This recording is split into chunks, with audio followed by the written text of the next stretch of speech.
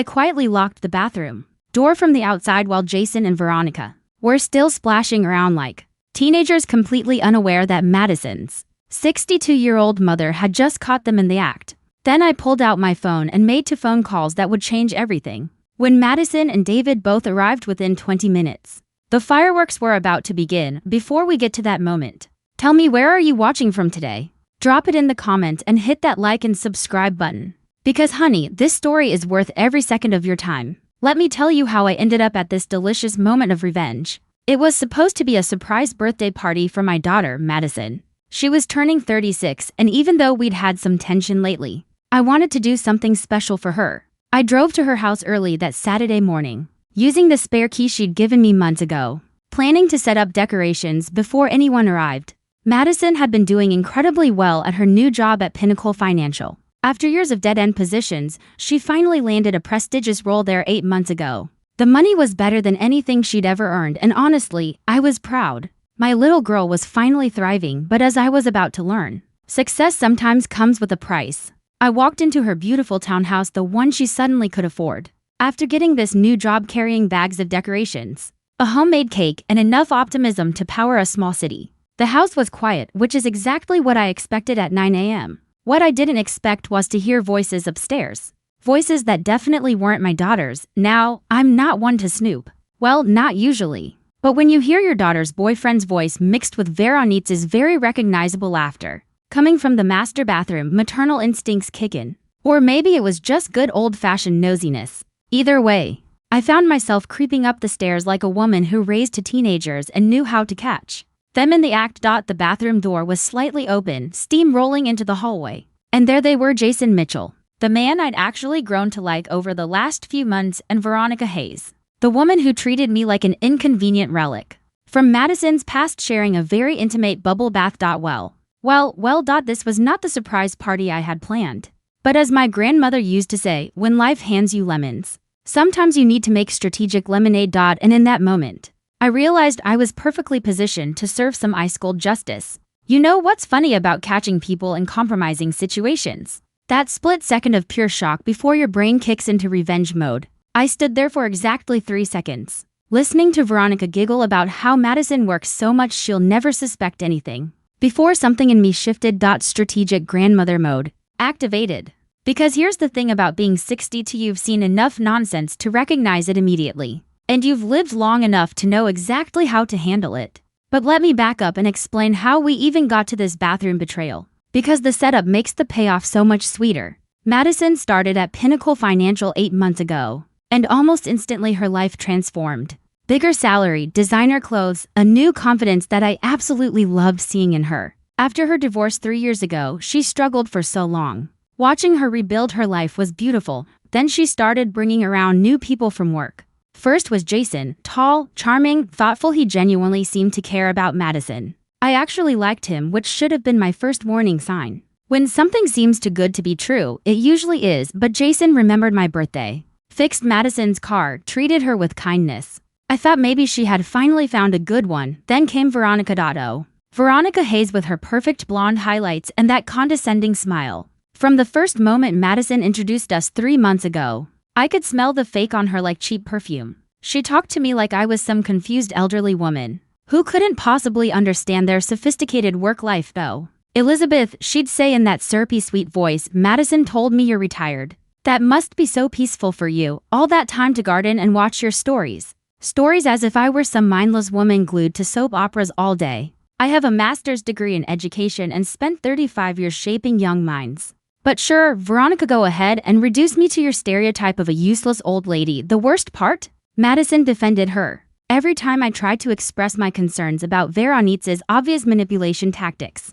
Madison shut me down. Mom, please. Veronique's been amazing to me at work. She's helped me navigate the office politics, introduced me to the right people. I need her friendship right now. Need, such an interesting word choice. I'd met Veronique's husband, David, at Madison's work holiday party last month. Nice enough man. Successful attorney. He seemed genuinely devoted to his wife. He showed me pictures of their vacation to Italy. Talked about their plans to start a family. The poor man had no idea his wife was sampling the company buffet. so to speak. And Jason, sweet, attentive Jason, who brought Madison flowers and made her laugh. Apparently, he was also making Veronica very happy in my daughter's bathtub. Standing outside that bathroom door, listening to their intimate conversation about how easy it was to deceive Madison, I realized this wasn't just simple adultery. This felt calculated, organized. That's when I noticed Jason's wallet on the hallway table, carelessly dropped beside what looked like financial documents with Madison's name on them. And my strategic grandmother brain kicked into overdrive. These weren't just cheaters. They might be something much worse. Time to find out exactly what kind of game they were playing with my daughter's heart and her money. You want to know what 40 years of teaching teenagers taught me? How to move silently through a house when you're gathering evidence.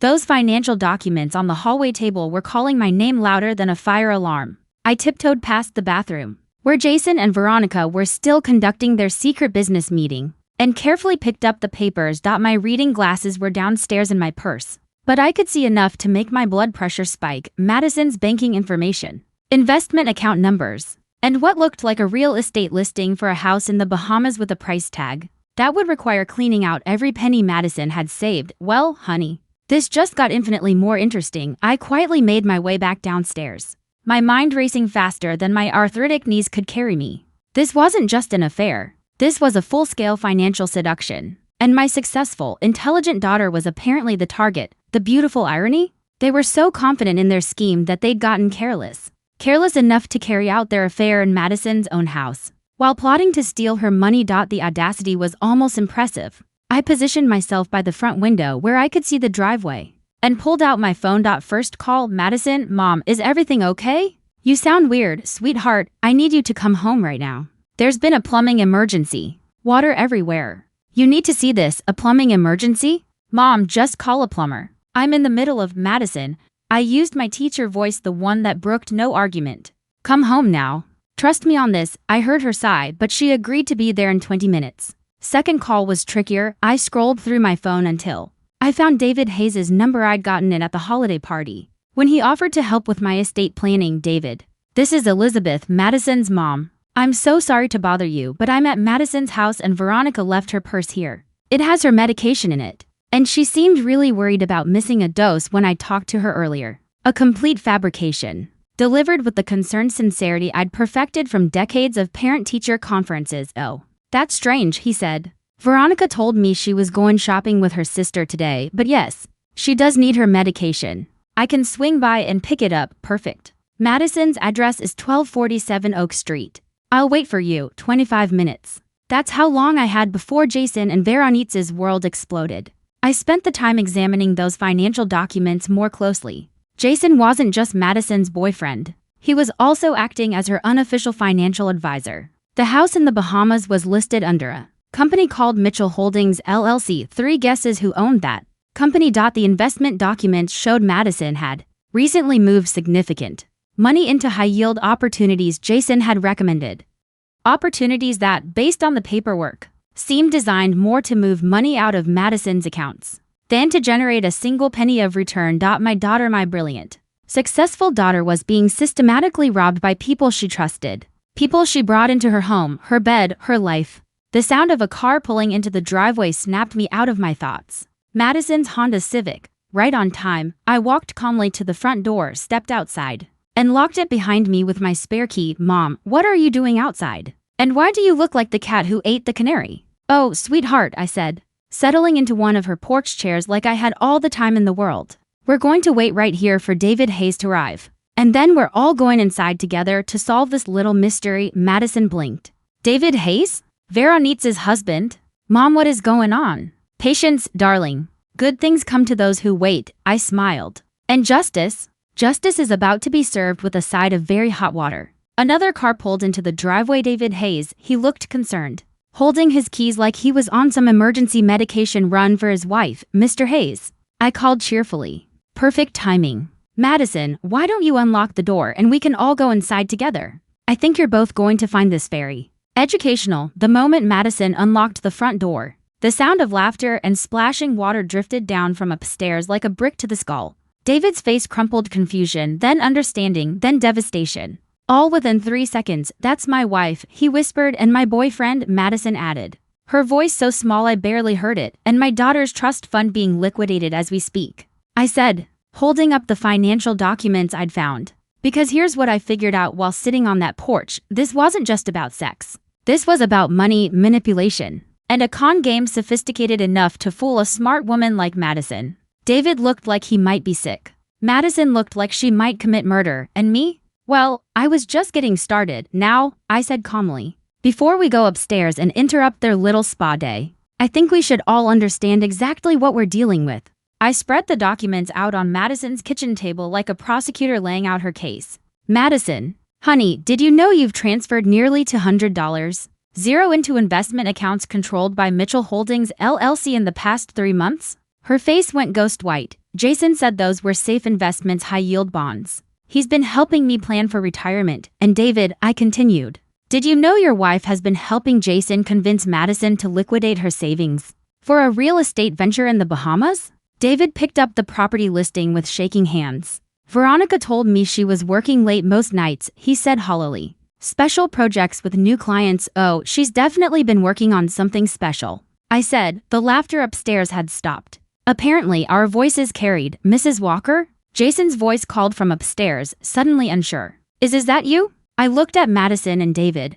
What do you say we go upstairs and have a little family meeting? Madison was already moving, her shock replaced by a fury I recognized from her toddler tantrum days. Whenever someone took her toys, David followed behind her like a man walking toward his own execution. I brought up the rear, carrying the financial documents, feeling more satisfied than I had in months. We found them frantically trying to get dressed in the bathroom, water everywhere. Towels clutched to their bodies like flimsy shields against the judgment barreling toward them. Well, Madison said, her sarcasm absolutely inherited. Don't mind us. Just coming up to check on the plumbing. Seems like there's been some overflow. Veronica tried to speak first. Madison, this isn't what it looks like. Oh, shut up, Veronica, I said pleasantly. We all have eyes. What this looks like is exactly what it is. The real question is how long you two have been planning to steal my daughter's money. Along with her trust, Jason wrapped a towel around his waist, trying to regain a scrap of dignity. Elizabeth, I think there's been a misunderstanding. The only misunderstanding, David cut in quietly,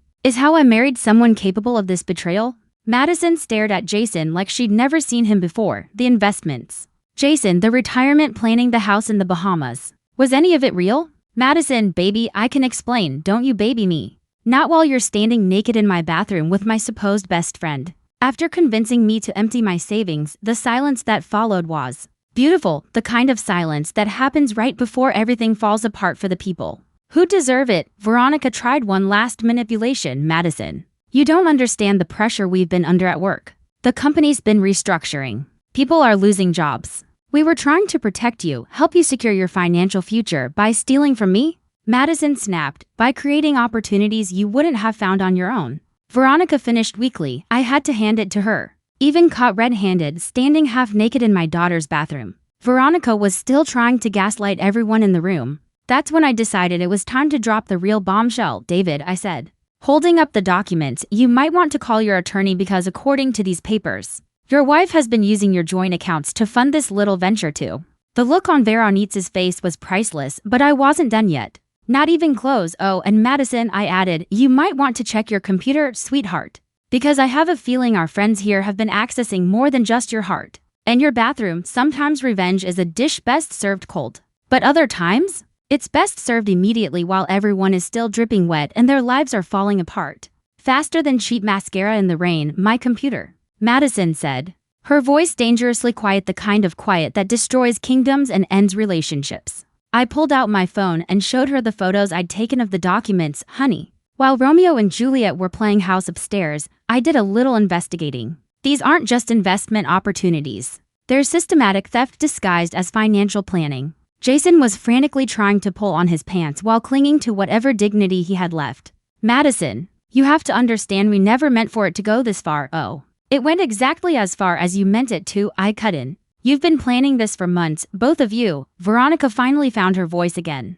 Elizabeth, you're making assumptions based on paperwork you don't understand. Sweetheart, I said. I may be 62, but I'm not stupid. I know a con when I see one, and I've seen enough to recognize the signs. David stared at his wife like she was a stranger. Veronica, the joint account.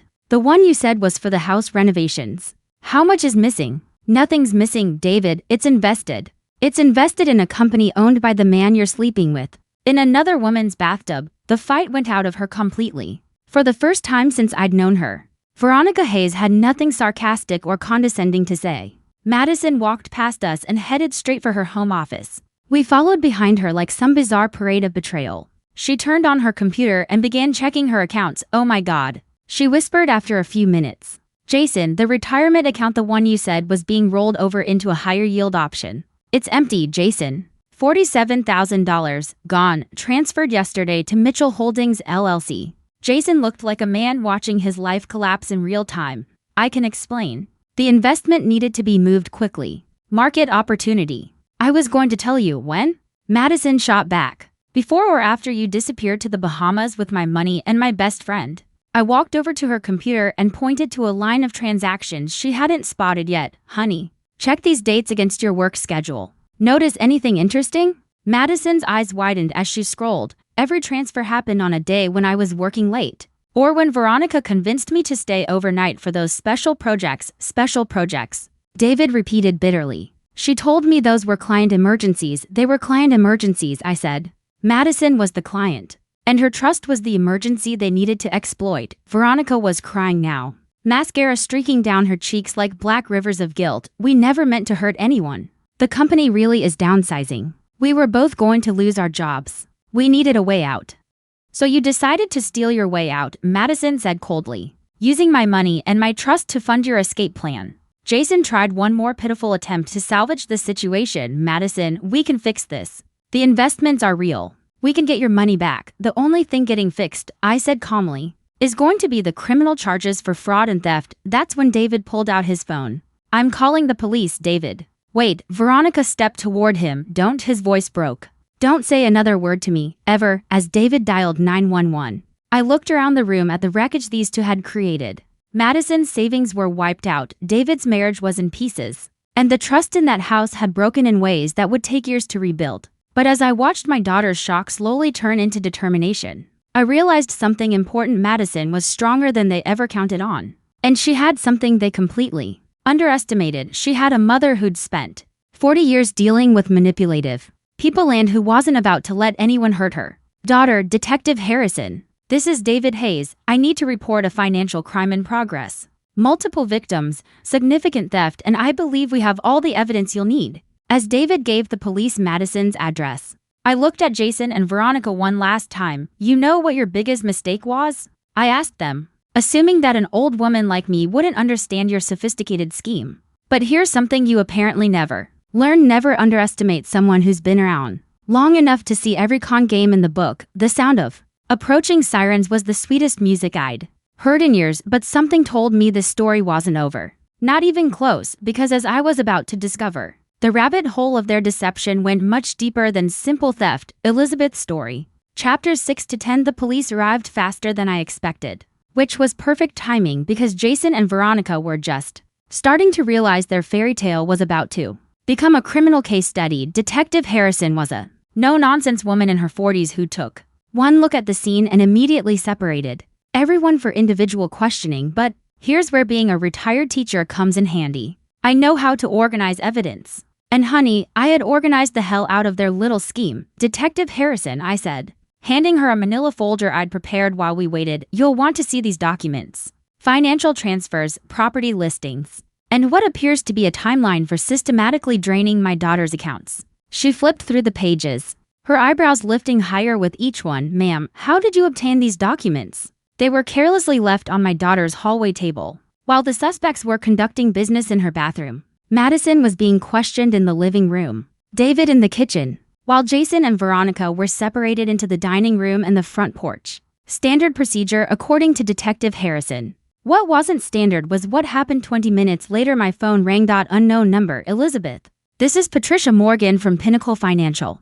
I'm the head of our internal security division. I understand there's been an incident involving some of our employees. Now that was interesting. How had Pinnacle Financial found out so quickly? Yes, there has been an incident, I said, though I'm curious how you learned about it. We've been conducting our own internal investigation into irregularities in client accounts. Your daughter's name came up along with several others. I think we need to talk. Several others. This just kept getting better. I'm at my daughter's house with the police right now. I told her. Perfect. I'm 5 minutes away with FBI agent Rodriguez. We've been tracking this for weeks. FBI. I looked out the window at Detective Harrison questioning Veronica on the porch. This wasn't simple theft anymore. When Patricia Morgan and Agent Rodriguez arrived, they brought a briefcase full of evidence that made my neatly organized folder look like kindergarten homework. Mrs. Walker, Agent Rodriguez said, you've stumbled into the middle of a major financial fraud investigation. Jason Mitchell and Veronica Hayes are part of a larger network, targeting high net worth clients across 3 states. Patricia spread photographs and financial records across Madison's kitchen table. Your daughter wasn't their first victim or their last. We've identified at least 12 other clients who've been systematically robbed using the same romantic manipulation tactics. The scope of it was staggering. Jason wasn't just an opportunistic boyfriend, he was a professional con artist who specialized in targeting successful women through workplace connections. Veronica was his inside woman, identifying victims and giving him access to their personal information. The house in the Bahamas, Agent Rodriguez continued, purchased with funds stolen from their previous victims. They've been running this scheme for 2 years. Madison joined us in the kitchen, her face pale but steady. How many women fell for this? 12 confirmed victims so far. Total theft approaching $1.8 million. I felt a surge of pride and fury. Pride because my daughter had the strength to stand in the middle of this storm. Fury because these parasites had destroyed so many lives. But here's what's interesting, Patricia said, looking directly at me. You're the first family member to catch them in the act. Every other victim only discovered the theft after they disappeared. What made the difference? Detective Harrison asked. I thought about it for a moment. I never trusted Veronica. Something about her attitude toward me felt calculated. And Jason seemed too accommodating. In my experience, when someone works that hard to charm you, they're usually hiding something. Agent Rodriguez nodded. Classic manipulation tactics. They research their targets extensively, identify vulnerabilities, and then exploit them. Veronica would have spent weeks learning Madison's insecurities and relationship history, which explains why she was so dismissive of you. She needed Madison isolated from family who might ask uncomfortable questions. Patricia pulled out a laptop and opened a folder. We've been watching them for 6 weeks, she said. This footage shows Jason and Veronica meeting with their handler, the person coordinating the entire operation. The video showed Jason and Veronica sitting in what looked like a hotel restaurant, across from a well-dressed man in his 50s. I couldn't make out his face clearly, but something about his posture tugged at my memory. Do you recognize him? Agent Rodriguez asked. I studied the screen more carefully, squinting at the figure. Maybe something about the way he carries himself, but I can't place it. Madison leaned in closer to the laptop. Oh my God, that's Richard Carlson. He's the senior partner at Pinnacle Financial, my boss. The room went absolutely silent. Your boss is their handler? Detective Harrison asked. It would make sense, Patricia said grimly. Someone in senior management would have access to all client financial information. He could identify the best targets and provide the inside information needed to execute the cons. I sank back in my chair, letting the realization settle like ice in my chest. Madison wasn't just the victim of a romantic scam, she was the target of an organized criminal enterprise led by her own employer. How long has Richard been planning this? Madison whispered. Agent Rodriguez closed the laptop.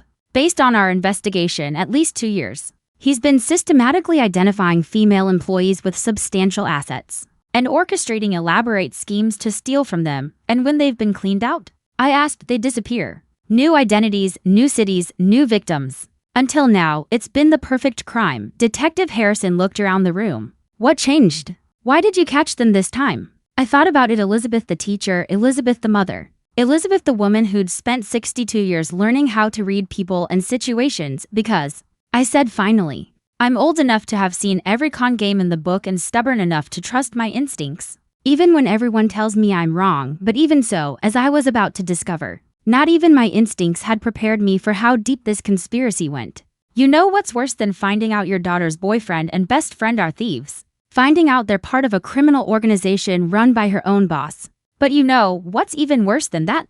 Realizing you've met the mastermind before. I was staring at that surveillance video when it hit me like a freight train full of memories. I wished I'd forgotten. Agent Rodriguez, can you replay that section where he turns toward the camera? The video played again, and this time I saw it clearly. The way he tilted his head when he laughed. The gesture he made with his left hand when emphasizing a point. I know him, I said quietly. Richard Carlson. I know him. Madison's head snapped toward me. What do you mean you know him? From where? From your father's funeral, sweetheart, I swallowed. He was there. The room went very still. My father's funeral? Madison whispered. But Dad died 3 years ago, long before I started working at Pinnacle Financial. Agent Rodriguez leaned forward. Mrs. Walker, are you certain about this? Oh, I was certain. The kind of certain you never forget. He approached me after the service, I explained. Said he was sorry for our loss. That he'd heard wonderful things about Robert's work in the community. He gave me his business card and said if Madison ever needed career guidance, he'd be happy to help. Patricia was taking notes furiously. Did you keep the card? It's probably in my purse somewhere. I remember thinking it was odd that a stranger would approach a grieving widow at her husband's funeral to offer career advice for her daughter. Madison sank into a chair. He's been planning this for 3 years, she whispered. Since Dad's funeral, it would appear so, Agent Rodriguez said grimly. He probably researched your family after your father's death, identified Madison as a potential target when she was vulnerable after the divorce, and then orchestrated her recruitment to Pinnacle Financial. Detective Harrison was flipping through her notes. So the job offer, the meeting, Jason befriending Veronica, none of it was coincidence, none of it. Patricia confirmed. We're looking at a sophisticated, long-term con that began with targeting Madison specifically. A chill went through me that had nothing to do with the air conditioning, Agent Rodriguez. I asked quietly. How many other women has he recruited this way? Identified at vulnerable moments and then systematically destroyed. We're still investigating, he said.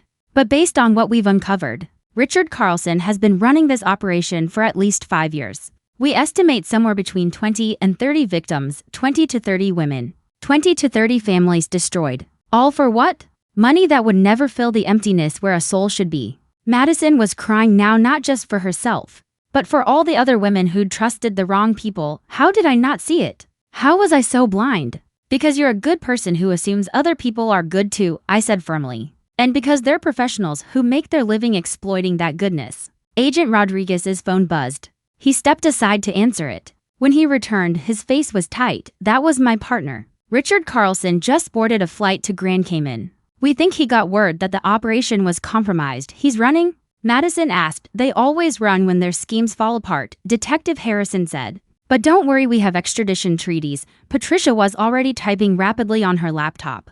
I'm freezing all accounts associated with Mitchell Holdings and Carlson's personal finances. Whatever money we can recover will be returned to the victims. What about Jason and Veronica? I asked. Agent Rodriguez actually smiled, the first hint of satisfaction all day. They're going to federal prison for a very long time. Conspiracy to commit fraud, wire fraud, money laundering, identity theft. We have enough charges to keep them busy until they're collecting Social Security. But I wasn't satisfied. Not yet, Agent Rodriguez. I want to help catch Richard Carlson. Everyone stared at me like I'd just announced I was joining the circus. Mrs. Walker, I appreciate your willingness to assist, he began. But this is an active federal investigation. And I'm the one person in this room who's actually met him face to face. I cut in. Who's spoken with him? Who might be able to help you understand how he operates? Madison grabbed my hand. Mom, absolutely not. This man is dangerous, sweetheart. I'm 62 years old. I've raised 2 children, taught high school for 40 years, and survived your father's death.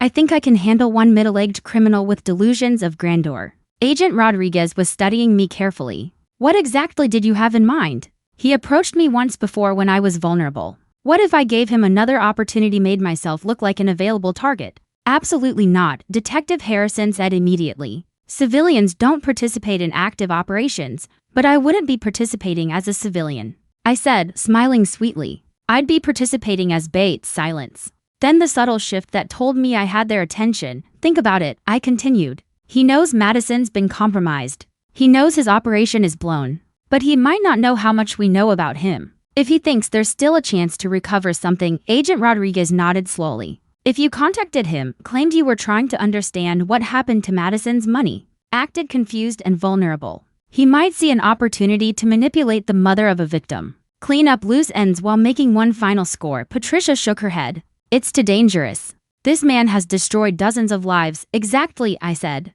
Which is why he needs to be stopped. And I'm the only one here who can get close to him. But even as I made my case, I knew the real truth. Richard Carlson had made a fatal mistake when he chose to target my family. He underestimated what a mother will do to protect her daughter. 3 days later, I was sitting in my living room wearing a wire that cost more than my car and feeling like the most dangerous 62-year-old woman in America. Agent Rodriguez had finally agreed to let me contact Richard Carlson, but only under strict supervision and with enough backup to invade a small country. The plan was simple, at least on paper. I would call Richard and pretend to be a confused older mother who couldn't make sense of what happened to Madison's money. If I played it right, he'd agree to meet. And once he did, we'd have him. Remember, Agent Rodriguez whispered through my earpiece. Sound confused, but not suspicious. You're a grieving mother, not someone who understands financial crimes. You just want answers. Outside my house, Patricia Morgan sat in a surveillance van with Detective Harrison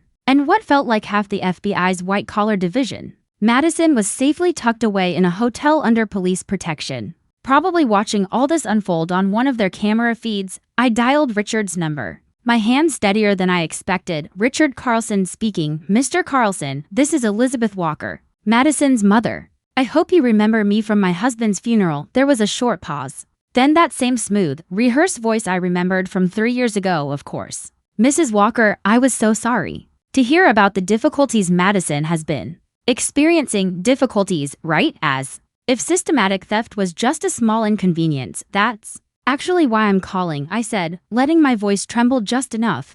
I'm so confused. The police were asking me about investments and accounts I've never heard of. I was hoping you could help me understand what's going on. I'd be happy to help in any way I can, he said warmly. This must be overwhelming for you. It is. Madison tries to explain, but you know how young people are with technology and finances. I can't keep up. Perfect, Agent Rodriguez murmured in my ear. Keep going. You're doing great. Perhaps, Richard continued, we could meet for coffee. I can explain everything in simpler terms, hook, line, and sinker. Oh, would you? That would be so kind. I'm just at a complete loss, of course. How about tomorrow afternoon? There's a quiet little place called Sterling on 5th Street. Perfect for a private conversation. That sounds wonderful.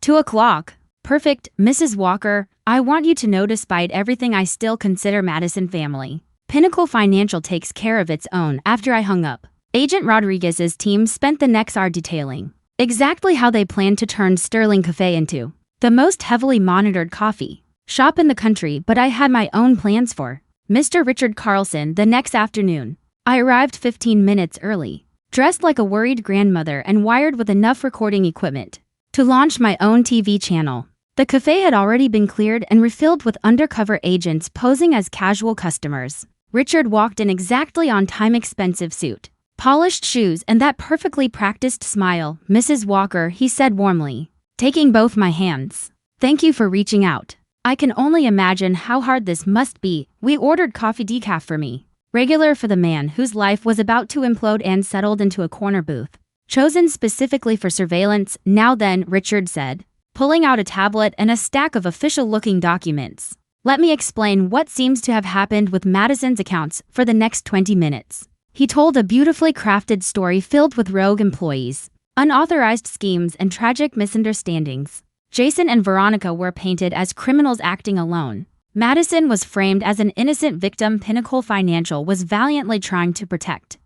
Honestly, if I hadn't known the truth, I might have believed him. So you see, he finished smoothly. While this situation is unfortunate, Pinnacle Financial had no knowledge of these unauthorized activities. I see, I said slowly. So Jason and Veronica acted completely on their own? Absolutely. Pinnacle Financial has the highest ethical standards. We would never condone such behavior. That was my cue, Mr. Carlson, I said gently. I hope this isn't too forward, but I've been wondering about something. Please, he said, offering his most reassuring smile. Ask me anything. I gave him my best confused mother look at my husband's funeral. When you gave me your card and said you could help Madison's career, did you already know about her financial situation back then? His smile faltered just for a fraction of a second, but it was enough. The mask slipped. I'm not sure I understand your question, Mrs. Walker. Well, I said softly, tilting my head. It's just that Madison had substantial savings even 3 years ago, and you seem to know quite a lot about our family. I was just wondering, I said gently,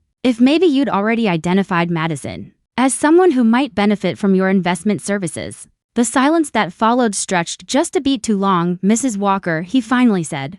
I think perhaps you're reading more into a simple gesture of condolence than was intended, but I could see it. Now right there in his eyes the moment he realized I wasn't the confused older woman he thought I was. The moment he understood this meeting wasn't following his script. You know what's interesting about being my age, Mr. Carlson? I said, letting the grandmother act fall away completely. You develop a sixth sense for when someone is lying to you. His face went utterly still. And Mr. Carlson, I added quietly, you've been lying to me from the moment you sat down. That was the cue. Agent Rodriguez and his team moved in. The look on Richard Carlson's face when he realized he had just been outsmarted by a grieving mother he thought was harmless was worth every terrifying moment of the past week. As federal agents surrounded the table, his mask finally slipped. Mrs. Walker, he hissed through clenched teeth. I don't know what game you think you're playing, but oh, I know exactly what game I'm playing. I cut in pleasantly. It's called Catch the Criminal Who Destroyed My Daughter's Life. I smiled. And congratulations, Mr. Carlson, you just lost. Agent Rodriguez started reading him his rights while other agents confiscated his tablet and papers. Around us, the entire cafe full of customers stood up, revealing themselves to be law enforcement. Richard Carlson's carefully built world collapsed right in front of him, and the best part? We weren't even done, Mr. Carlson, Agent Rodriguez said after finishing the Miranda warning. We have a few more things to show you. They escorted us to a back room where Patricia Morgan had set up a display that would have made any schoolteacher proud. Charts, timelines, financial records, surveillance photos covering every inch of wall space. This, Patricia said cheerfully, is what we call evidence. 2 years of investigating your operation. Every victim, every transaction, every crime you committed. The scale of the case was staggering. Richard had been targeting women in 3 states, using accomplices like Jason and Veronica to siphon off their life savings. The total theft was over $4 million.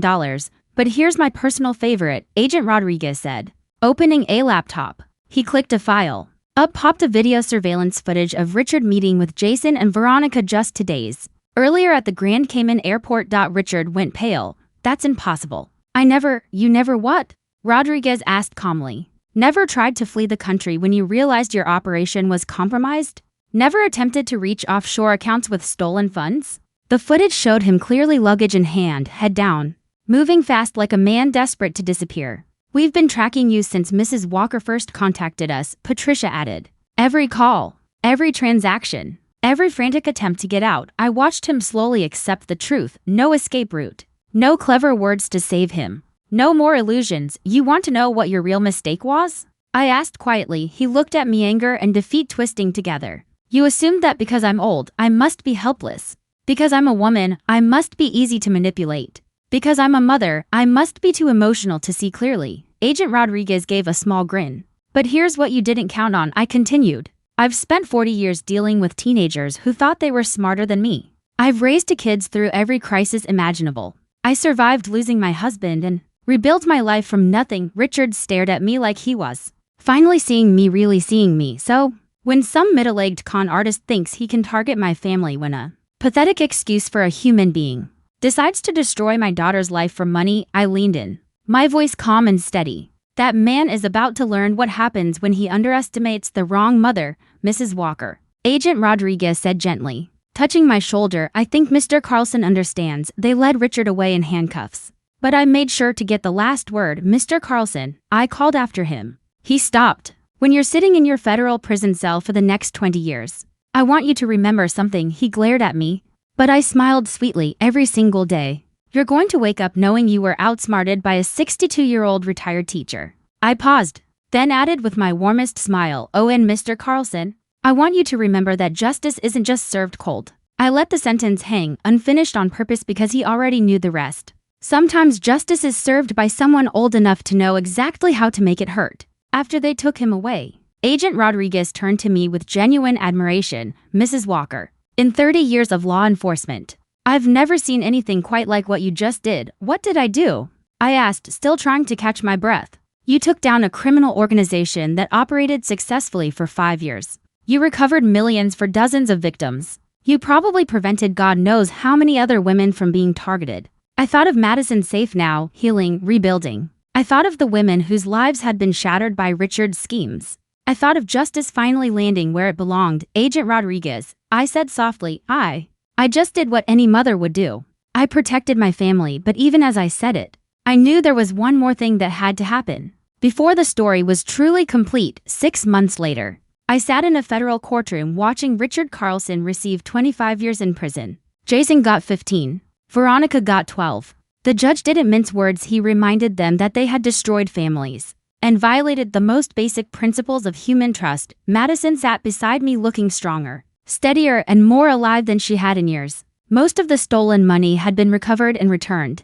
More importantly, she had survived something that would have broken a weaker person. But my favorite moment came after the sentencing. When we stepped out onto the courthouse steps, Mom, Madison said, stopping suddenly, "I need to ask you something." "What's that, sweetheart?" "Did you really not suspect anything until that morning? Or did you know something was wrong before then?" I smiled, thinking back on all the little red flags: Veronica's smug superiority, Jason's too-perfect charm, the quiet ways Madison had changed under their influence. "Honey, I've been suspicious of Veronica since the day I met her. Something about her just felt wrong." "And Jason?" I shrugged. "Any man who tries that hard to impress me is usually hiding something." Madison laughed, the first truly carefree laugh I'd heard from her in months. "But you never said anything," she accused. Gently, "I tried," I reminded her. "Remember? You told me to mind my own business. You said I was being overprotective." "I said that, didn't I?" She winced. "More than once. I think I even accused you of being jealous of my new friends.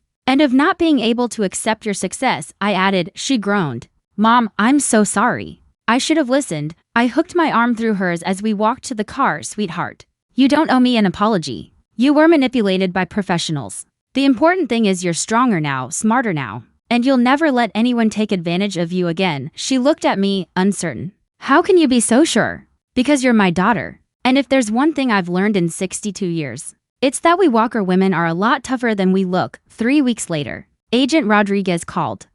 "Mrs. Walker, I have news I think you'll want to hear." "Good news, I hope. The best." "Richard Carlson's case is now part of FBI training materials. Your actions are being used to teach agents how to work with civilian witnesses." I actually laughed. "Agent Rodriguez, are you telling me I'm now part of FBI curriculum?" "Unofficially, yes. There's even talk of inviting you to speak at the academy about identifying and responding to financial fraud targeting families." "Well," I said, "I always did enjoy teaching." But the real victory came 2 months later when Madison called with unexpected news. "Mom, I got a new job." "Wonderful. Where?" "The FBI's Financial Crimes Division." They said my experience as a victim, plus my finance background, makes me perfect to help people who've gone through what I did. A surge of pride hit me so hard I had to sit down. "Madison, that's incredible. I am so proud of you." "Mom," she said softly, "what you did for me, the way you fought for me, even when I didn't appreciate it, that showed me what real strength looks like. I want to be that person for others." After we hung up, I sat in my garden with a cup of coffee,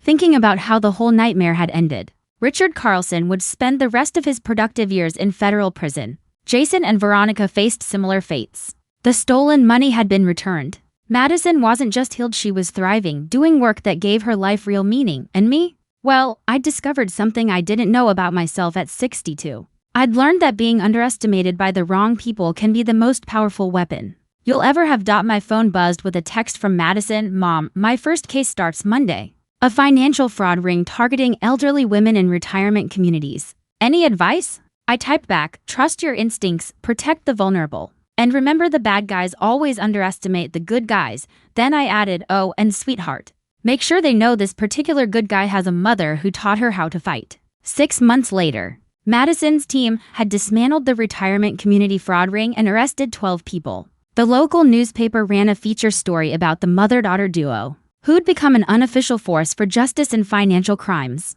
They called us the Walker Women and described us as proof that experience, determination, and family loyalty remain the most powerful tools in the fight against white-collar crime. I kept a copy of that article on my refrigerator, right next to Madison's FBI Academy graduation photo. Because sometimes the best revenge isn't just watching the bad guys get what they deserve. Sometimes the best revenge is turning your pain into purpose, your experience into a way to protect others. And sometimes the best revenge is simply proving that a 62-year-old mother will always be more dangerous than any criminal who thinks age equals weakness. Richard Carlson learned that lesson the hard way. But some people only learn when the lesson costs them everything. And in my book, that's exactly the price they deserve to pay. Thanks for listening. Don't forget to subscribe and feel free to share your story in the comments. Your voice matters.